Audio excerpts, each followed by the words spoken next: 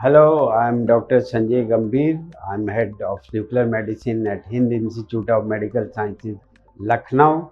Earlier, I was at Sanjay Gandhi Postgraduate Institute, Lucknow itself, and now we are creating a new nuclear medicine department at Hind Institute of Medical Sciences. Yeah, this World Congress of WCC ICC, the fourth meeting. I've attended all the four meetings, and it's really well organized meeting with all the components of cardiology, the clinical part, the imaging part, the prognostic part, and the intervention part. So it's a great place to be in, and being a nuclear medicine person, the nuclear cardiology plays a big role in management of cardiac diseases by the non-intervention techniques of stress myocardial perfusion imaging and PET myocardial perfusion imaging.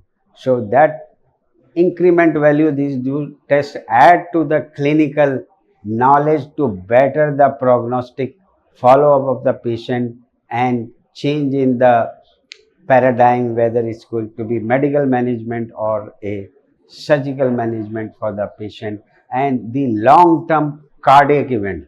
That is the most important thing which nuclear medicine does. So there is plenty of data and it's been introduced in the various guidelines also, what guidelines, the ASNIC, the European guideline, and Society of Nuclear Medicine India, that the nuclear medicine techniques play a very important role, and there is a substantial growth of nuclear cardiology procedures in India with introduction of new nuclear medicine setups.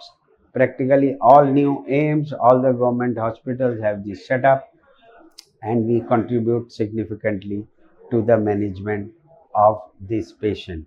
So here I spoke on the state of arts in the stress MPI and the newer instrumentation which has come up in nuclear cardiology with various new SPECT and PET cameras, the CZT camera, which increase the efficiency of image, and based on which we make the diagnostic or we prognosticate the patient. And the stress MPI techniques with the new agents, with the perfusion agents, ammonia, or with the about to come fluoropyridas, are being projected as the game changers for this technology. So I'm sure this will help and benefit patients in India too, and we are very quickly catching up with the West, and in fact moving beyond what West does in these techniques. Thank you very much.